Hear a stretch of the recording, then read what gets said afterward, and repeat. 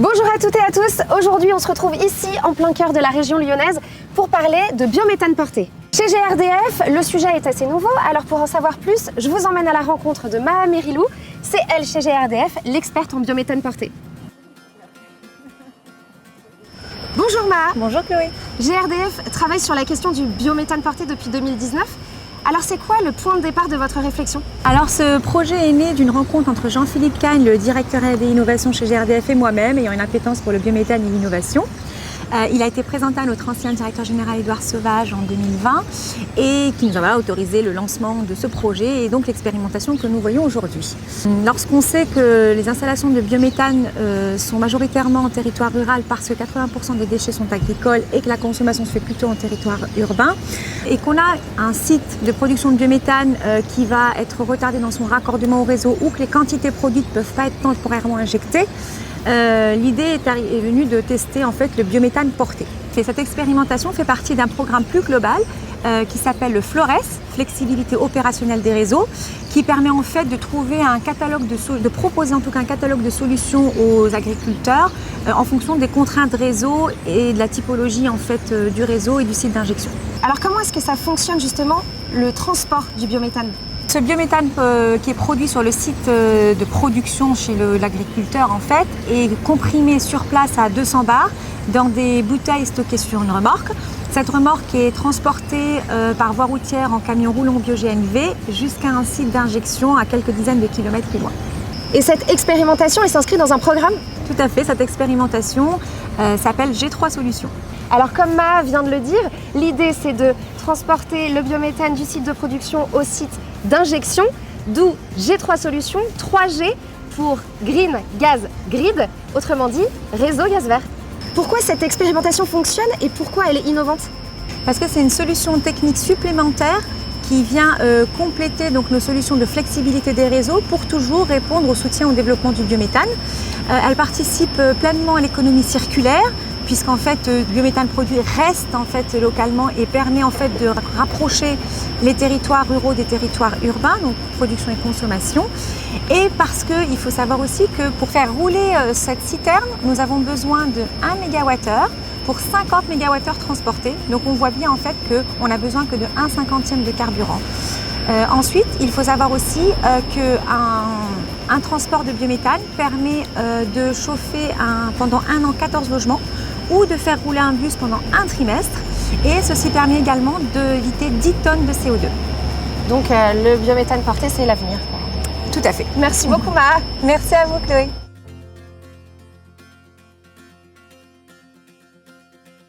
Bonjour Christine. Bonjour Chloé. Alors vous, avec votre mari, vous êtes producteur de biométhane ici sur votre exploitation de Donsure. Pourquoi est-ce que vous avez décidé de participer à cette expérimentation G3 Solutions? Nous avons une particularité sur notre site, c'est qu'on a un seul consommateur qui est une grosse usine d'équarrissage qui consomme beaucoup de gaz et elle arrête le week-end. Donc elle arrête la consommation du samedi après-midi jusqu'au lundi midi. Donc pendant ce temps on ne peut pas injecter, donc c'est la raison pour laquelle on a fait un gazomètre qui est juste à côté. Et le fait de pouvoir avoir ce camion, ça nous permet de continuer à injecter le week-end. On injecte un petit peu moins puisqu'on est au maximum à 80 normomètres cubeurs au lieu de 100. Mais ça permet de ne pas arrêter le week-end et d'éviter les complications du lundi matin à la reprise. Ça évite de relancer la machine. Exactement. Donc c'est quelque chose qui est très confortable puisque l'épurateur ne s'est jamais arrêté, il a juste un petit peu ralenti. Donc ça vous permet d'éviter d'arrêter la machine. Est-ce que vous voyez d'autres avantages à cette expérimentation au quotidien? C'est vraiment très simple, il y a juste un pistolet à brancher et ça se fait tout seul. Donc c'est à la fois et une souplesse et un confort. Ça vous a facilité le quotidien? Oui, beaucoup oui. Je crois que j'entends le transporteur qui arrive. Oui, tout à fait, on l'entend. Ben on y va, on va voir le transporteur. Merci Christine.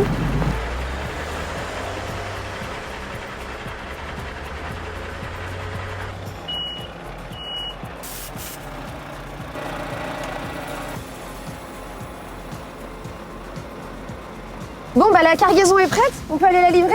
On peut aller la livrer avant. Là. Allez, c'est parti. Ah, mais en plus, vous roulez au bio-GNV? Oui, on roule au biogaz GNV. Génial. Allez, on y va? On y va. Direction Vaux-en-Velin.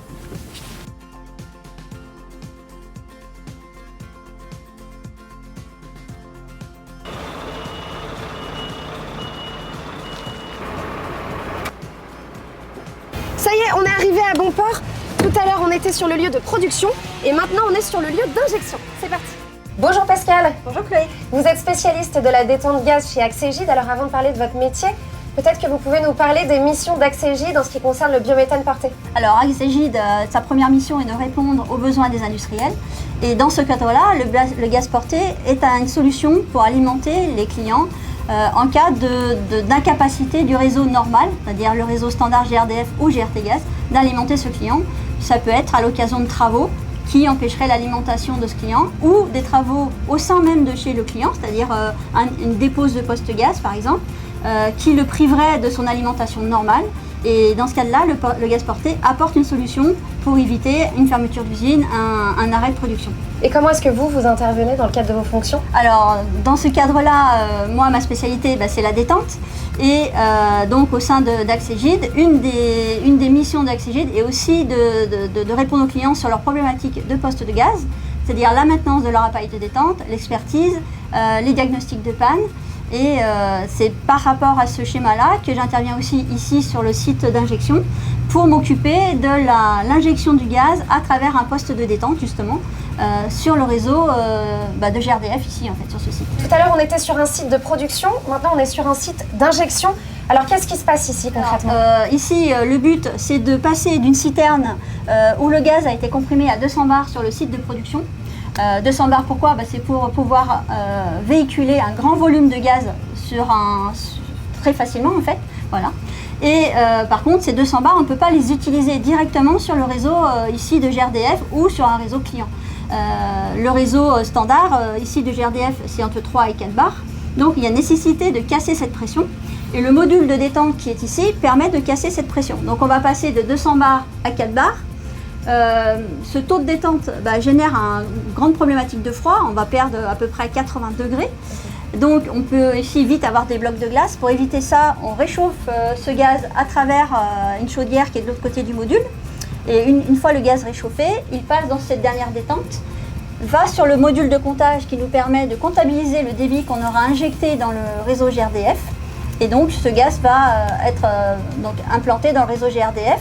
Ça pourrait tout aussi bien être un réseau d'un industriel en fait. Tout ce que vous faites, vous le faites de façon mobile? Voilà, ce module en fait a été construit dans un conteneur qui est donc facilement transportable puisqu'on va pouvoir le mettre sur un camion plateau. Ce qui va permettre d'amener ce module au plus près du point d'injection, donc par exemple un industriel ou un réseau qui aurait besoin d'avoir un surplus de gaz. Et cela, du coup, va permettre aussi de chercher un producteur au plus près de ce point d'injection qui va fournir ce gaz. Donc on va être en circuit court, ce qui fait qu'on aura un impact carbone limité. Oui. Et donc ça facilitera aussi une intervention rapide sur site. C'est-à-dire qu'on n'aura pas des délais d'acheminement très longs. Voilà. Et puis l'intérêt aussi, c'est de gagner en autonomie. Voilà, tout à fait. Ce gaz, on le produit nous en France, alors que le gaz qu'on reçoit en standard dans les réseaux GRDF, c'est du gaz qui arrive soit de Norvège, soit de Russie ou par bateau d'Algérie. Donc on n'est pas du tout indépendant et autonome au niveau énergétique, au niveau gaz, et c'est des gaz fossiles en plus. Le biométhane, c'est un gaz vert. Et on le produit sur place avec peu d'impact écologique en termes de production. En fait. Merci beaucoup Pascal. Merci Chloé. Merci à tous d'avoir suivi ce reportage.